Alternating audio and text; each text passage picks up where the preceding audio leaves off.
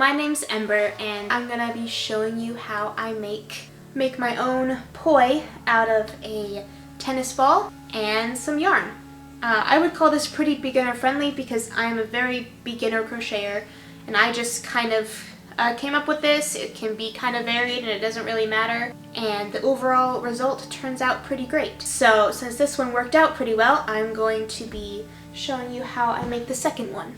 So I used to play with poi a little bit when I was in high school. My dad made some with like these light up balls and he put them in like the cut off legs of tights or pantyhose, and we did it that way. And I really just enjoyed it. It kind of soothed me. I liked getting in the rhythm of it and flowing through it, and it was just kind of therapeutic for me. I haven't really messed with it at all since then, but today's the day that ends and I get back into it. So the reason I'm crocheting one is because I already have this yarn, and also I feel like it'll be more durable, and I feel like it just looks kind of cuter. So you can just buy some tennis balls and put them in the legs of pantyhose if that's what's better for you. Now that you've had that little backstory, let's get started. So the first thing I'm going to do is, I think it's called a slip knot, where I'm basically just going to twist the yarn like this, stick the crochet hook through, and pull it through like that. Then I'm just going to do a couple of chains, maybe 5 chains will do, like that. And then I'm going to tighten the first chain I made so it doesn't fall out, and then I'm going to go through the second chain and do a single crochet through it like that, and then I'm going to do another single crochet through it, and then I'll just continue that through all of these original chain loops. I'm just going to do 2 single crochets through each loop so that it doesn't start curving prematurely. And I'm just going to keep doing that for a little while until I've got a decent flat disc. I'll show you how big it'll get. And then once your little crochet thing is about this size on your ball, you're gonna start doing less single crochets per row so that it'll start to close up. So what I'm going to do is do a single crochet, just one of them, and then the next one I'll do 2 singles. The next one I'll do 1 single.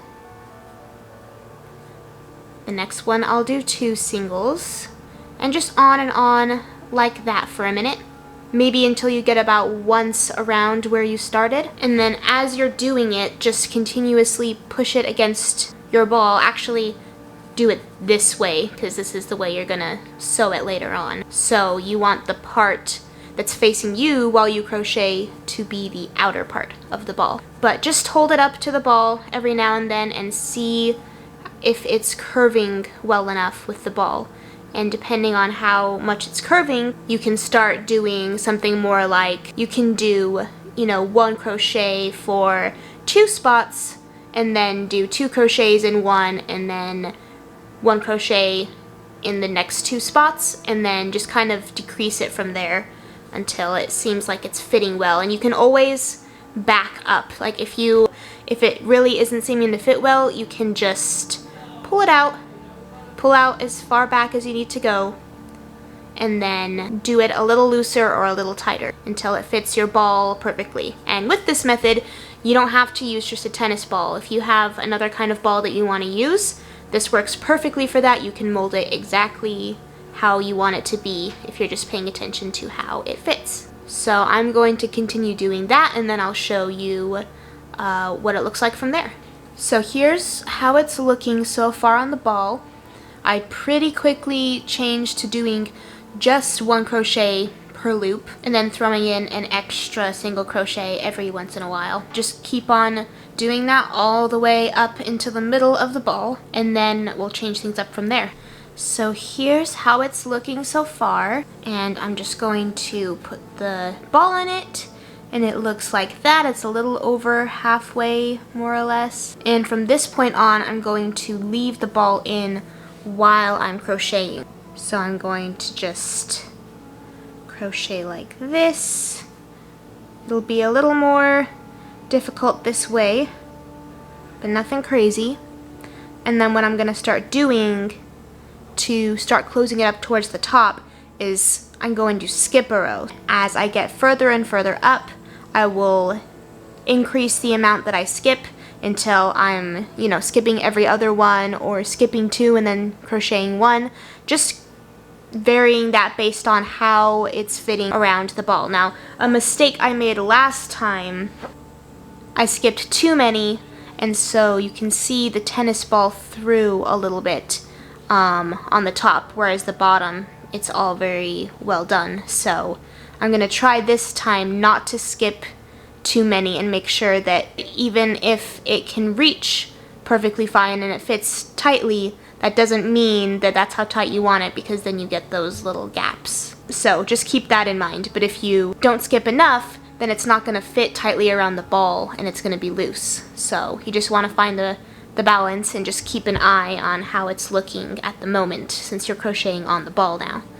And then I'm just going to keep on doing that for a while.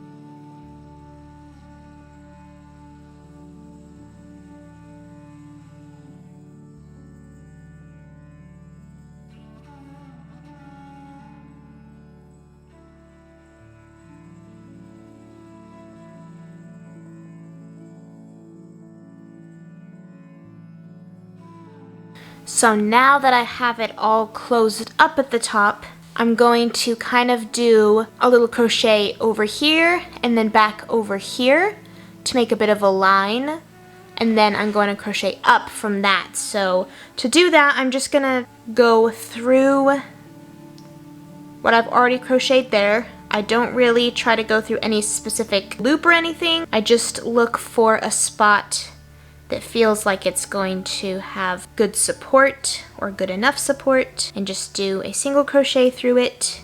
Now I'm going to go through to the other side, and then when I'm going back through, instead of doing a single crochet to get back across, I'm just going to do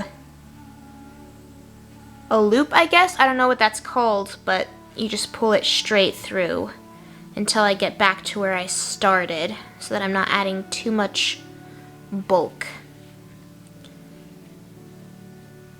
And then of course I will crochet out the other direction and do the single crochets now that I've reached past the point that I started.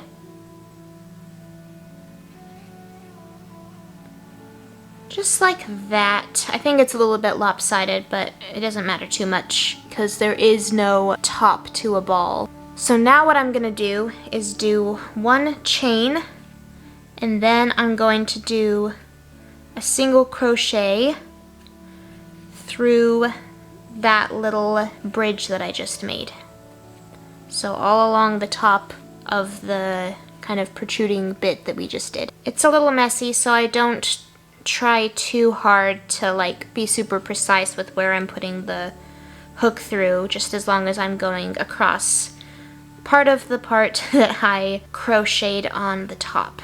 So, alright, and then when I've gone across, I'm going to flip it the other way around, and then I'm going to do the same thing. I'm going to do a chain, and I'm going to go into that new line that I made and do single crochets across. And then at this point I'm going to start tapering it off a little bit because I want to get to the point where I'm only doing 2 crochets. And at the end of this length I'm going to switch to doing double crochets just to make it go a little bit quicker. So I think I'm just going to do one of those small pull through crochets here just to make the tapering look a little bit better.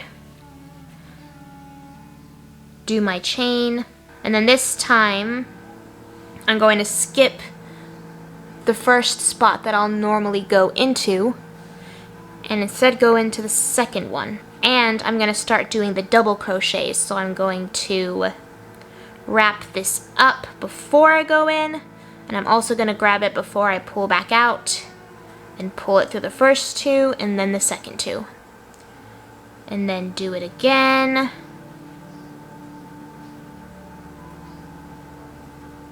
And again, and again. Then I'm going to flip it, do a chain, skip the first one again, and then at this point I should be to the desired amount of crochets before I switch.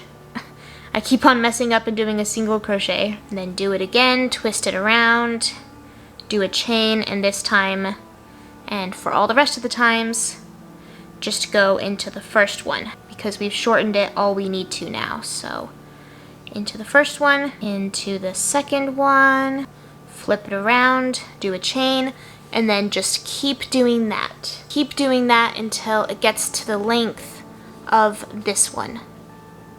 And you can figure out what length you want yours to be as you're going. Just take breaks when you feel like you've gotten there and grab it and swing it around and see if it feels like it's the right length for you. And what I did on the first one is I made this little safety loop that I put around my wrist so that it won't fly off and hit something. And then I also made mine longer than it needs to be, just because I'd rather it be longer than shorter. And so I will normally twist it like this as well and have that double security. But you can do it however you like. Once you've reached the length that you want, now that we're doing the hand piece, I just measured it so it would be the same length as the last one that I sewed, which ends up coming to about here.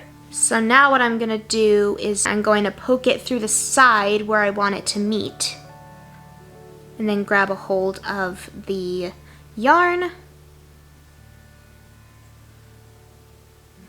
and pull it straight through both of the loops. And then I'll go in and then back through again, so I come out on the same side, and I'm just getting a little loop because the string is still on this side. And then I will pull it through, then I'll go back into the end, through, so in and then back out here, so I'm poking through both pieces. Then I'll grab the yarn, pull it through everything again, and then do the same thing on the left side, only grabbing the left side of it, pull it all the way through again, and then it's been sewn onto it. So I'm just gonna take the yarn, pull it through like a chain, and then I'm gonna cut the end of it, and then just pull it the rest of the way through, and just pull this tight to keep it from unraveling. And then I'll just weave the crochet hook through the strap and just pull this thread through so that it's nice and hidden and I don't have to make it too short so that it risks falling through and unweaving the whole thing. So when I feel like it's long enough to feel safe, I'll just snip off the last bit of yarn and then you're good to go. At that point, it should be all finished. Perfect. And you can see I actually did it correctly this time. You cannot see the tennis ball pretty much at all through the top. And there you go. I think they're a pretty good length. And of course you can always wrap them to be the exact length you want them to be. And then they are ready to go. Ow. This is not out. Okay, I would not recommend doing this indoors in a cramped space. I'm trying not to hit anything and I end up just hitting myself. Ow! Alright, I kind of got it going. I'm gonna have to do this when my hair is up too, but you get the picture. I'll do this later outdoors so I'm not making such a big fool of myself. But yeah, that's how I've made my own point. And yeah, they're super fun to use. Pretty easy to make, pretty fast to make. I think it only took me a couple of hours to make each one. Feel free to subscribe if you want to stick around and see what other stuff I end up making. I have a lot of plans now for just crafty things to do, so if you're interested. And yeah, happy crocheting, guys. Bye. Bye.